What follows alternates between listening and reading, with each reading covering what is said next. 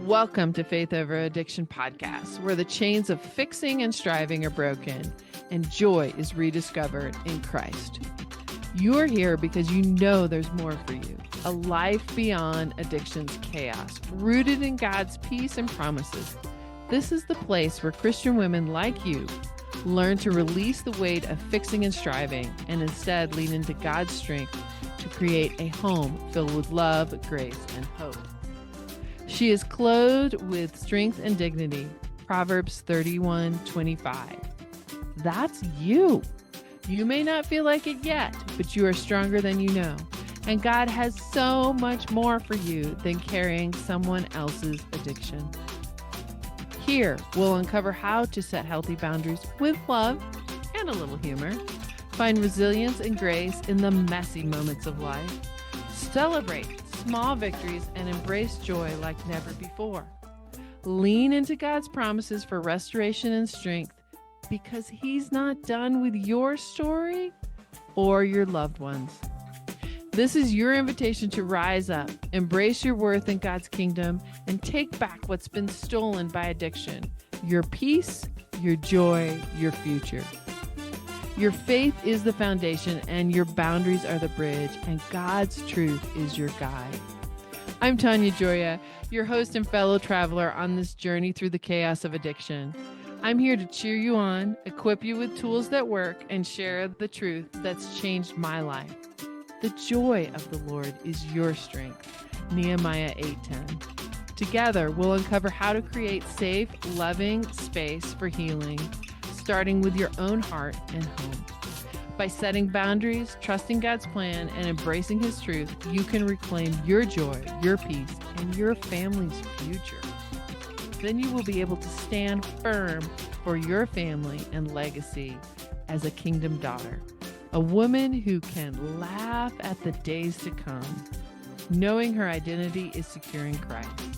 So grab a cup of coffee or tea and get comfortable. Let's walk this journey together.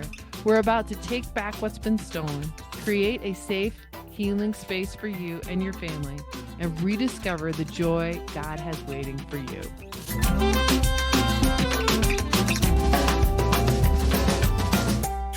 Welcome to the Faith Over Addiction podcast. I'm your host, Tanya Gioia. And guess what we get to do today? We get to keep joy alive when life gets messy. I'm here with Monica. She is the author of Threads and Tortillas and a breast cancer survivor. And she did that through laughter, lipstick, and lime. So this is going to be a really fun episode with someone who has lived through it. She is also a Mexican immigrant here to the United States. So we're going to hop right in and let's pronounce your last name because I forgot to do that. So tell us from the beginning where we can find you on the web, where we can find your book, and how we can look for more about you for those people who are just tuning in.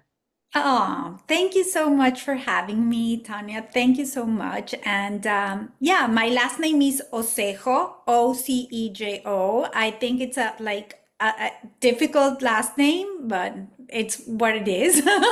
And thank you for having me. And I wrote this book because as I said, I think I have an interesting story of transformation. I got diagnosed with breast cancer when I was 40. I had 3 young children, and I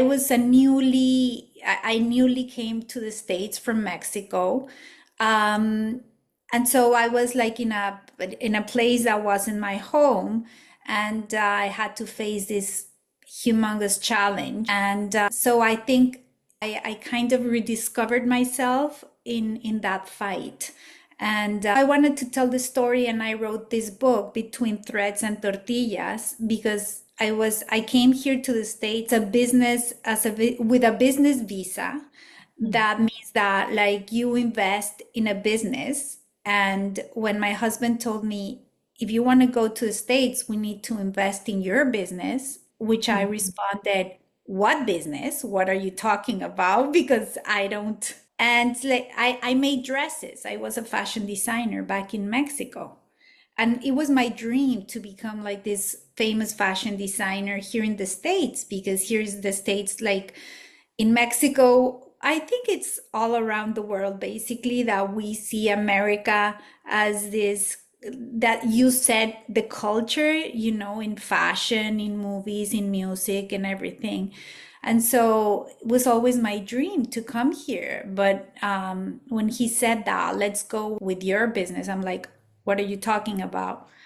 And so I was thrown into this, you know, having to figure out how to make a fashion business here in the States. And then breast cancer hit. And so it was, I describe all this in the book. So you've got these two huge challenges. How Mhm. does God play into these challenges? What was happening for you? Oh my God, like that's such a good question. Like, basically, now I think without God, there's nothing at this point in my life. Like, at this point, I'm just like, how would I say, 100 dependent on God, basically. But at that point, I didn't thought that way. At that point, when I think it was, we live in a culture where it's more like you can do it. You can do it. You alone can do it. And if you put yourself into it, and if you put the work and you put the hours, and your dreams can be achieved dependent on you. Mhm. And when I got sick, I realized that it didn't depend on me, you know, like it didn't depend if the chemo was going to work, if my tumor was going to shrink or not, or if it was not going to work, the treatment. Because Mhm. I could go there, I could do everything that the doctor said, but at the end of the day, it was not up to me. And that was like a huge realization that I had to surrender. And just, it was super difficult to just, with, again, three young kids, because I guess when you get sick and you don't have three kids dependent on you, I guess you don't have that heavy, you know, who's going to take care of them? That's the Mhm. question. And I mean, my husband would. So I had to put my faith on God and say, I surrender. You know, How long did you fight surrendering? Did you immediately surrender or did you say, "No, God, I can handle it"? What was your process? um, I think it was deep into it. I think it was like I had 8 chemos. Um, and the first chemo sent me to the hospital because your body, you know, your body doesn't, like when you're in chemo, like eventually your body kind of adapts to this like really aggressive medicines. Every time I had chemo, I went into this very like dark place, honestly. um I couldn't get out of bed. I couldn't lift my head out of the pillow, you know, like going to the bathroom seemed like a journey. I'm like, I don't think I'm gonna make it to the bathroom. Like, and so it wasn't right away because again, I was in the mindset that I can do it, I alone can do it, I'm gonna fight this. And seeing my kids, I think my kids were the key that I said, it's not gonna be, it's not gonna depend on me. I think that our lives depend on God's will. I guess we're all here, you know, for a time, and it's when it doesn't depend on me whether I live or die, you know? That's not my. So I think when I was super into the weeds of suffering and saying, why is this happening? Why my kids? Because my husband also had cancer. Not when we were together. He had Hodgkin disease. I met him before, after that. So I didn't Right. go to that process. But when I got cancer, I'm like, oh my God, my kids have two parents that went through cancer. That's like, that's heavy, you know? Mm. And that's when I had to surrender. I think when you hit rock bottom, that you're like so desperate that you're just like, you know what, God, take it. Like Jesus, take the wheel. Like basically, I Yeah. trust you. I You know better than I do, Yeah. because sometimes we think that we know better than he does, and you know better, and I'm gonna trust you. And so I think that's when my load became less heavy. I think I think that's when you just lay it on onto his feet, it just it's not, you know, it's not up to me anymore. It's up to him. What And what scriptures or stories or understandings of God did you hang on to during this time? you know, I'm Mexican, as I said before, and I grew up, I am Catholic, so I Mhm. went to Catholic school. And what my mind goes to when when you ask that is Jesus. In Mexico, there's a lot of like, Jesus, I trust in you. Mhm. And I don't know why um, that comes to mind. For example, I had some issues with my with one of my kids, and I go back to the prodigal son a lot, to, Yeah. you know, to again let go, because the son goes off and, you know, experiment life, and you can't do anything about it even though you want to control it. Mhm. But again, that goes back to trust in the Lord. Like, he'll come back eventually. That's my main thing. And after that, like, um I recovered from breast cancer. And the title of the book is Between Threads and Tortillas, because I was a fashion designer. I also, like, I made this business, and I met this woman, and we made this like huge business together. And then what happened is that we didn't see eye to eye in business decisions, and Mhm. I had to leave the business. And again, that loss, you know, when Mhm. you identify, like, I was very clinched to the identity of being a fashion designer, and then you lose your business basically, and you Mhm. have to reinvent yourself again.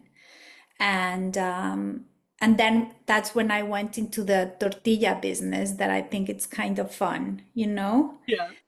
And so I found there also, you know, sharing part of my culture and my identity here in Miami, where I'm based.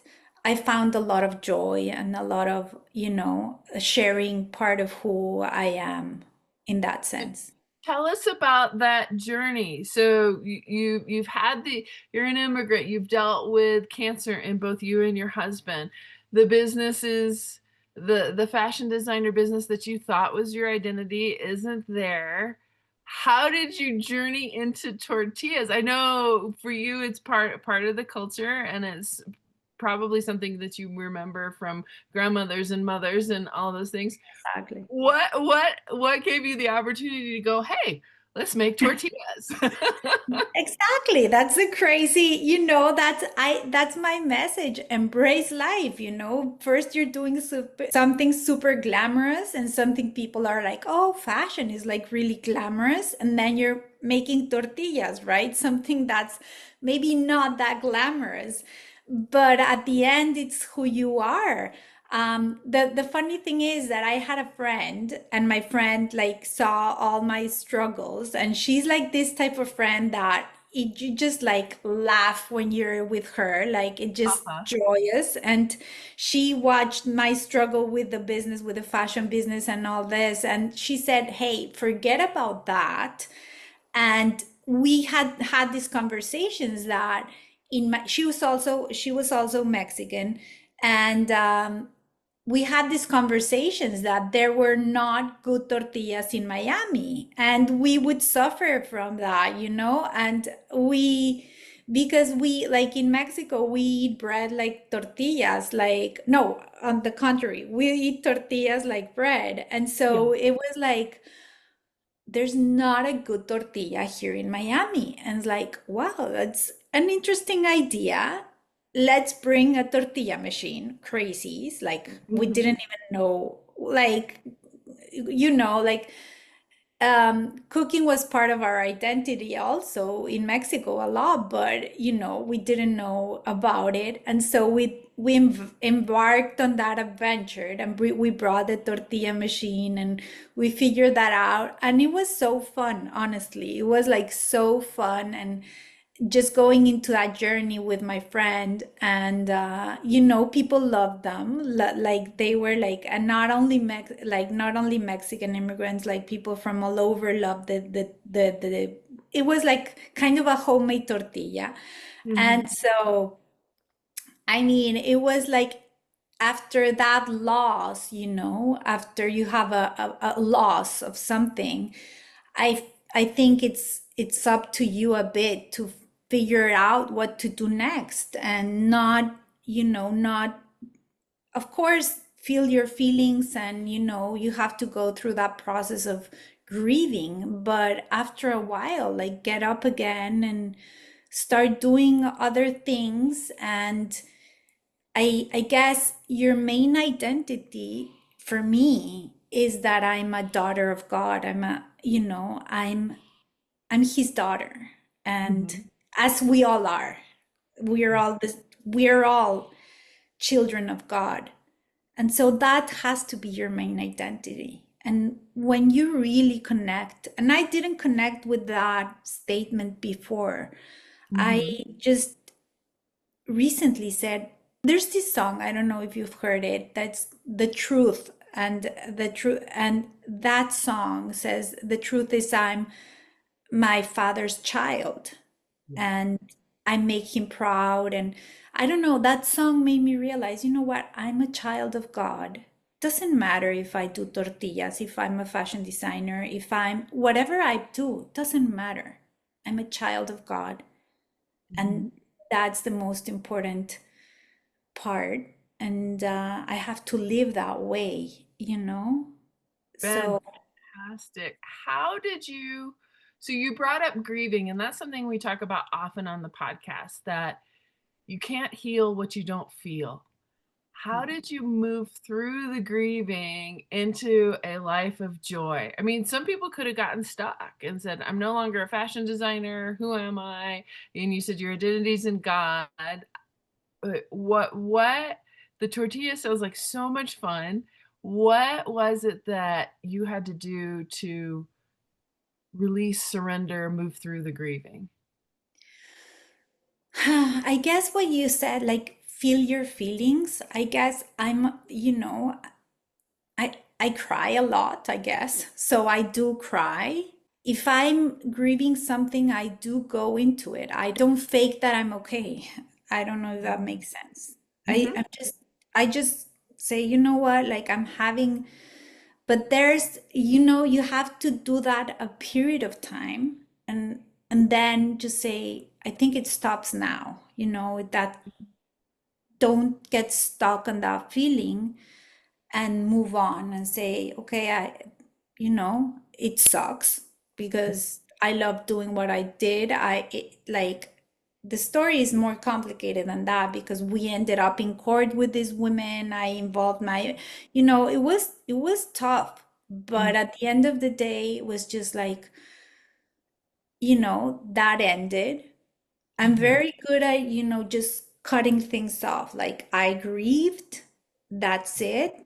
I'm gonna move on, Mm-hmm. because I know my time here is limited on earth, and I have to I have to really get the best out of it. Mm-hmm. And since I had that, like, I feel that my time is a little bit, I'm on extra time, because I so I said, okay. that's it. I need to move on. This is not my place anymore. I'm gonna find where's my place. And I think that in life, every time you have to be questioning that. It's not only job, it's, you have to look for where you know, what your new purpose is and look for that purpose. What, by writing Threads and Tortillas, what are you leaving for your children? What legacy are you leaving for them? Well, that's a really nice question. I'm living all my life experiences in that book. When I was writing it, I was like, who's gonna care about it? Like. But at the end of the day, I wrote there like my essence of who I am. They haven't read it, but they can go and read it, and when I'm gone, and they can find me in those pages if they want. And so I guess for that is a little bit of not my legacy, but it's a little bit also of for a gift for them. A main theme of the book is also my children and my role as a mother. And so for them to see the love I have for them. Yeah, absolutely. Well, and for them to see you as a whole person, not just the role of mom. Absolutely. Absolutely. So for the woman who is struggling today, who's having either trouble getting out of bed or getting off the couch, who feels like, you know, life has just imploded, what would you share with her? You know, for I read this that for a star to be born, it needs to collapse. Mm-hmm. So you're just this is a new beginning for you. And for it to happen, you need to get up. You need to do if something horrible happened to you, you got a divorce, a sickness, whatever. I know it's hard, it's horrible, an addiction, something, it's horrible, but there's light on the dark. There's light in the darkness. You can find it. And if you need to just hold on very, very, just hold on to God, hold on to His word Mm-hmm. and His promises, and Mm-hmm. He's faithful, He's good. And just start with a small step, don't expect, go out for a walk.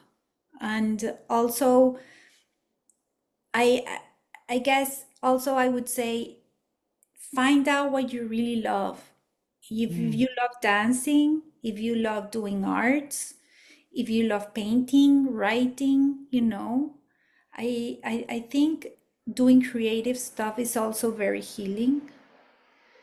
If you want to like start like go out with a friend also, you know um I went through all my struggles. I also went through periods of depression, and it's really hard when you're in a dark place, but just take one little step at a time. That's what I would say. Fantastic advice. Give us, so we started with laughter, lipstick, and lime, and you have this beautiful friend who helped you do this.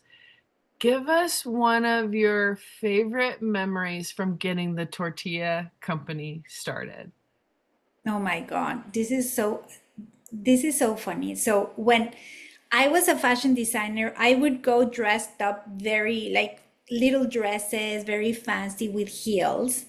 And Mm-hmm. so and I wrote this in a book, and when we got the tortilla business, we brought a machine from Mexico, a tortilla machine, and we put it on like a industrial kitchen where different like companies were, and I would come in dressed, like dressed with fancy clothes. The people, obviously, the other cooks would go like, what is she wearing? Like, and my friend would go like, I don't understand what you're wearing, but you need to start bringing tennis and jeans, you know? Uh-huh. So, Uh-huh.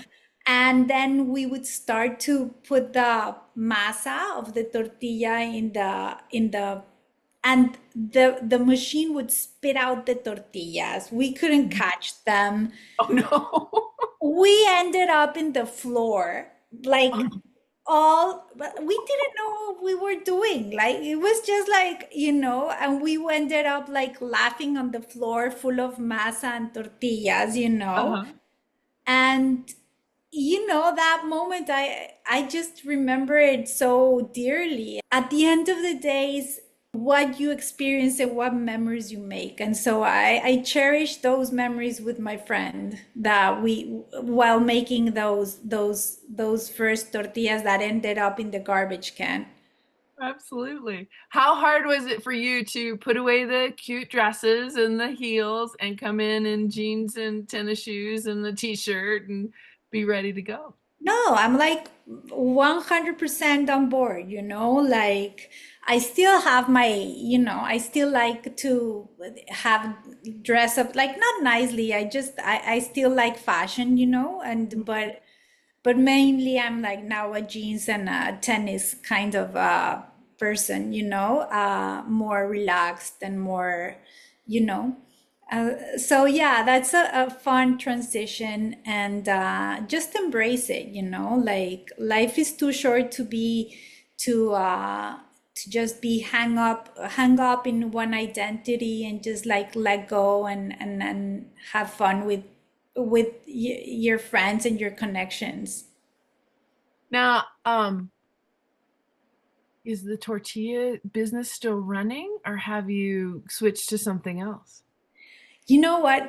That's a good question. It's still running. It's still running, but I set it up. My friend left, and I'm still part of it, but I'm not involved as much as in because, as I said, we evolved, Mm-hmm. and they're still serving really good tortillas.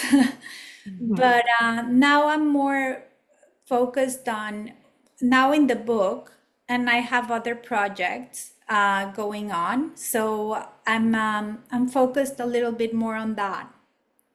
Fantastic. All right. So, can those of us living in other parts of the world, I'm in Colorado, can we get tortillas from your company or do you have to be in Miami? It's a local business. It's a small business. It's not like a huge factory. But yeah, I would love eventually to send tortillas everywhere. Fresh made tortillas like in Mexico City. Right. But it's more of a local business. So, if you are in Miami, where would you go to try your tortillas? It's a Calle Ocho. I don't know if you heard about Calle Ocho. It's Uh-uh. like where it's a famous street here in Miami where like a lot of the Cuban immigrants set up their business, and it's a very fun street.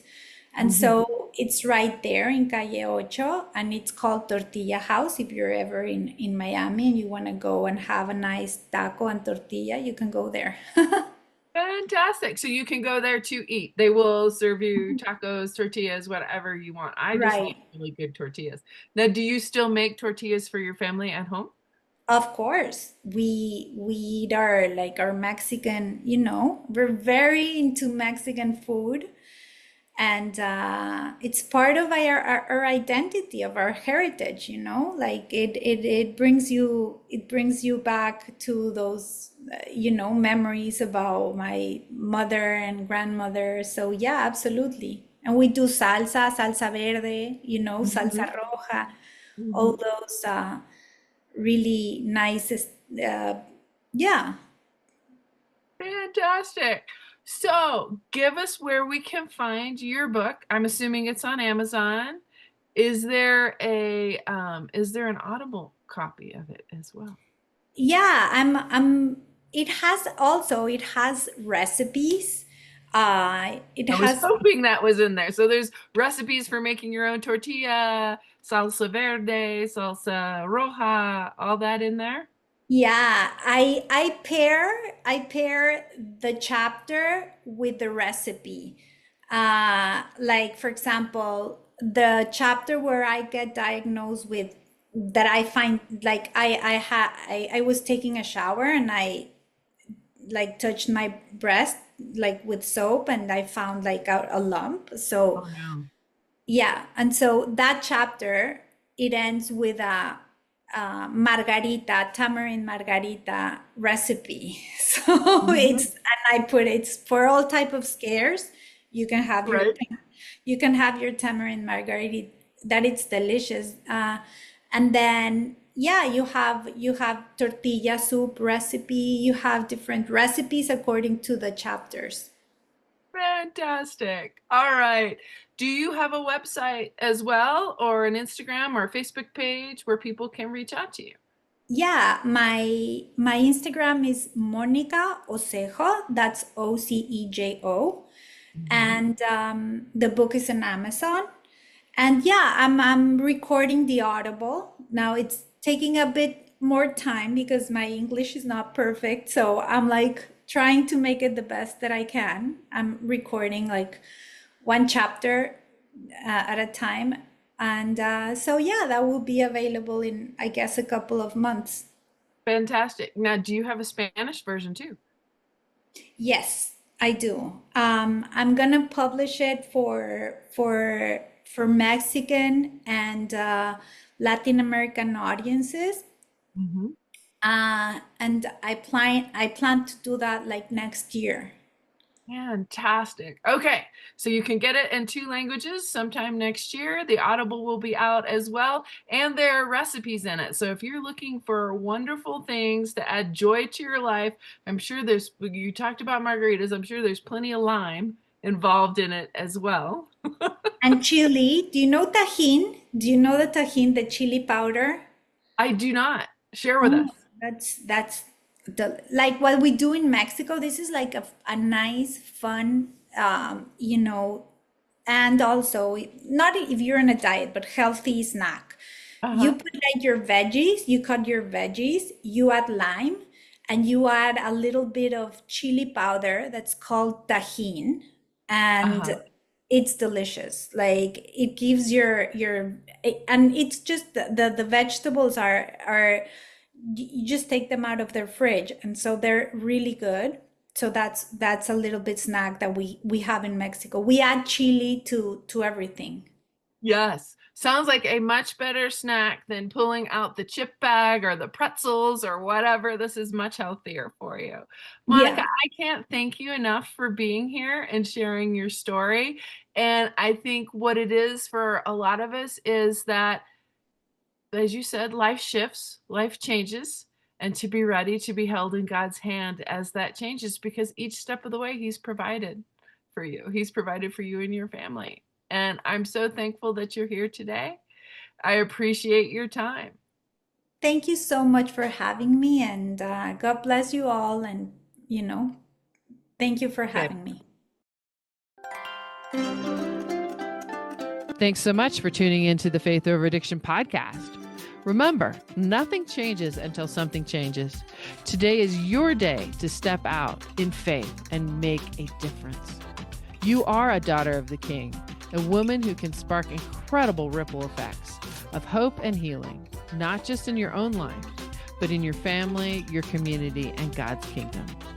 If this episode encouraged you, bless someone else by sharing it. Send it to a friend who needs a little hope, or post it on Instagram and tag me. I'd love to hear what resonated most with you. And hey, if you're ready to reclaim your God-given identity and create a safe, loving space for yourself and those you care about, let's talk.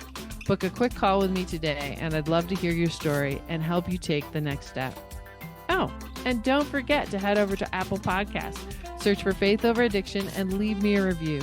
Your feedback not only makes my day, but helps other women find this podcast and step into freedom too. You are strong, you are loved, and the joy of the Lord is your strength. Nehemiah 8:10. Until next time, Keep walking boldly into the life God has for you.